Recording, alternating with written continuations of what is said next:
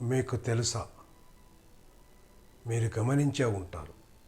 అది ఏంటంటే, ఎక్కువ మంది ఇష్టపడి కొలిచేటటువంటి కోట్లాది మంది భక్తులు కలిగినటువంటి వెంకటేశ్వర స్వామి వారి లడ్డూ ప్రసాదంకు సంబంధించిన వివాదం.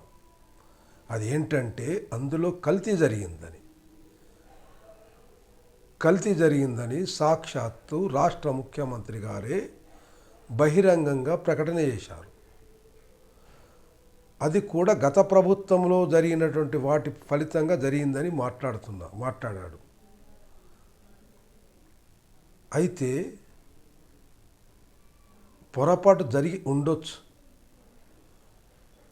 ఆయన రాష్ట్ర ముఖ్యమంత్రి కాబట్టి ప్రజలందరి భావనలను కూడా పరిగణలోకి తీసుకోవాలి.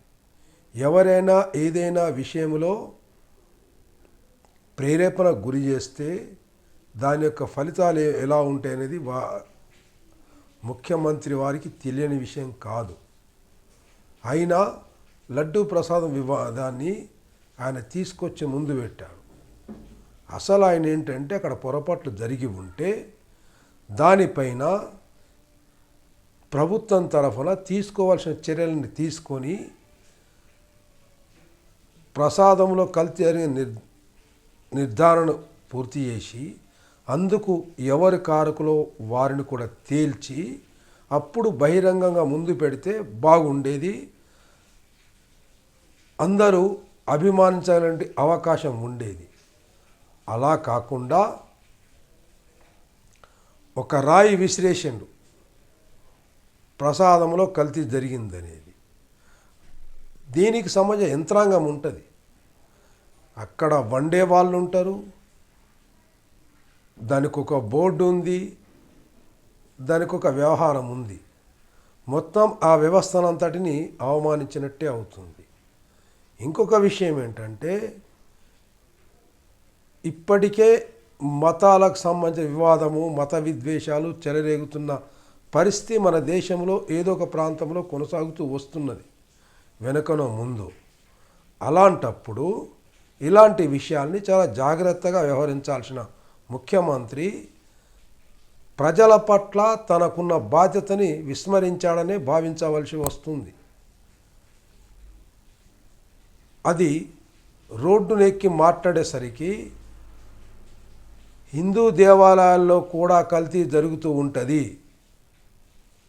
అనేటటువంటిది ఒక అపఖ్యాతి. వెంకటేశ్వర స్వామి ప్రపంచవ్యాప్తంగా పేరుగాంచిన వ్యక్తి, పేరుగాంచిన అతను. ఆ పేరుగాంచినటువంటి వెంకటేశ్వర స్వామి ఆలయానికి భక్తులు రావడంలో కూడా శషబిషలు వెనక ముందు ఆలోచించవలసి వస్తుంది. అలాంటి అనుమానాస్పదమైన వాతావరణాన్ని కూడా మన గౌరవ ముఖ్యమంత్రి గారు ఏర్పాటు చేశాడని చెప్పేసి భావించాల్సి వస్తున్నది. నిజంగా ఆయన వాస్తవానికి ప్రతిపక్షంలో ఉన్నప్పుడు దాన్ని పసిగట్టి బయట పెట్టి ఉంటే చాలా బాగుండేది. అలా చెయ్యలే. అధికారంలో ఉన్న పక్షం ఏదైతే ఉంటుందో, అధికార పక్షము రాష్ట్ర అభివృద్ధి కోసము, ప్రజల సంక్షేమం కోసము కొన్ని విధానాలను రూపొందించి అమలు చేస్తుంటుంది. ఆ అమలులో కానీ ఆ విధానాలలో కానీ లోపాలు ఏమైనా ఉంటే వాటిని ఎత్తి చూపడమే ప్రతిపక్షం బాధ్యత. ఏ లోపం జరిగినా, ఏ విధానం సరిగ్గా లేకపోయినా, ఏ తప్పు జరిగినా ఎత్తి చూపాల్సిన ప్రధాన బాధ్యత ప్రతిపక్షానిది. కానీ ఇక్కడ అధికార పక్షమే ఆరోపణ, ప్రతిపక్షంలో ఉన్న పార్టీ పైన ఆరోపణ. ఇది ఎంతవరకు సమంజసం అనేది అందరము ఆలోచించాల్సినటువంటి విషయం. అది ప్రజల సంక్షేమం కోసము నిలబడాల్సిన ప్రభుత్వము ప్రజలలో అనుమానాలు పెరిగే విధంగా లడ్డూ ప్రసాదం కల్తీకి సంబంధించిన విషయంలో చంద్రబాబు వైఖరి అనేది ఎంతవరకు సమంజసం అనేది ఆలోచించాల్సిన విషయం. చివరికి సుప్రీంకోర్టు కూడా జోక్యం చేసుకోవాల్సిన పరిస్థితి ఏర్పడ్డది.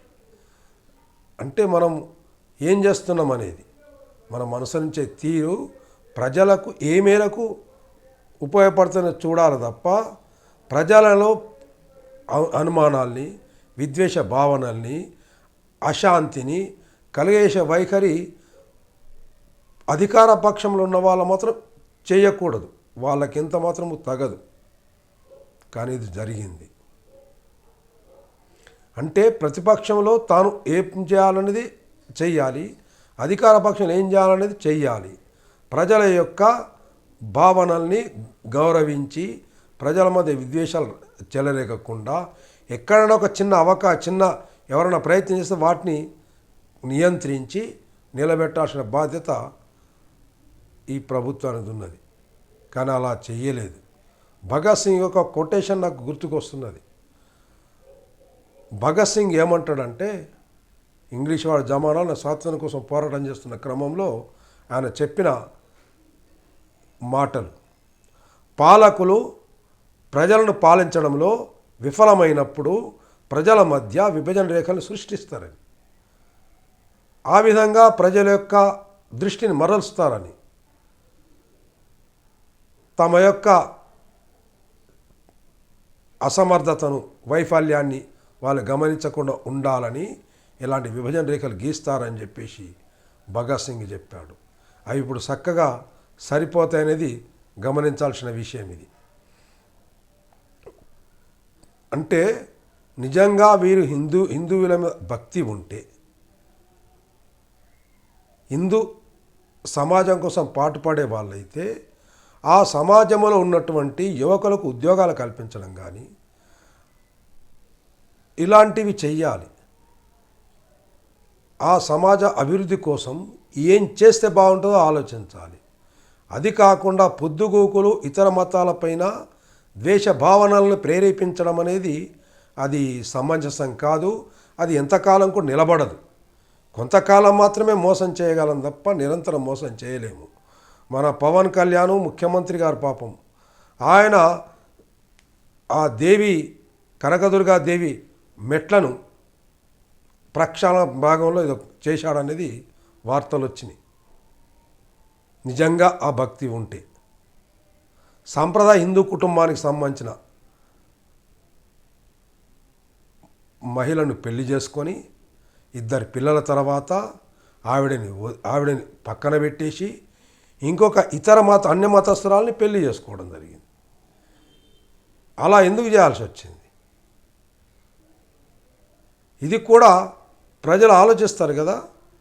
అధికారంలో తమరున్నారు కాబట్టి ఎవరు మాట్లాడకపోవచ్చు. మానసికంగా రోగులుగా పరిణమించినటువంటి ఫ్యాన్స్ యొక్క అల్లరిని తట్టుకోలేక భరించవచ్చు. ఆ పవన్ కళ్యాణ్ గారేమో 3 పెళ్ళిళ్ళు చేసుకుంటారు. పాపము 2 పిల్లల్ని పెంచి తాను ఒక తోడుని వెతుక్కుంటే దానిపైన అల్లరి కూడా చేయడం జరిగింది. అంటే నేను చెప్పొచ్చేది ఏంటంటే, ఇవాళ హిందూ ధర్మ సంరక్షణలో ఫోజు పెట్టడం కాదు చేయాల్సింది. హిందూ ధర్మంలో ఏవైతే మంచి ఉన్నాయో వాటిని ఆచరించండి.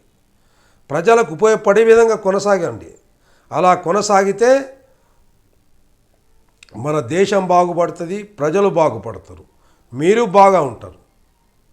అలా చెయ్యకపోతే ఏదైతే హిందూ ధర్మం కోసం ఉన్నామని చెప్తున్నారో ఆ హిందూ ధర్మాన్ని అప్రతిష్టపాలు చేయడమే తప్ప మరొకటి కాదని నేను స్పష్టం చేస్తున్నాను.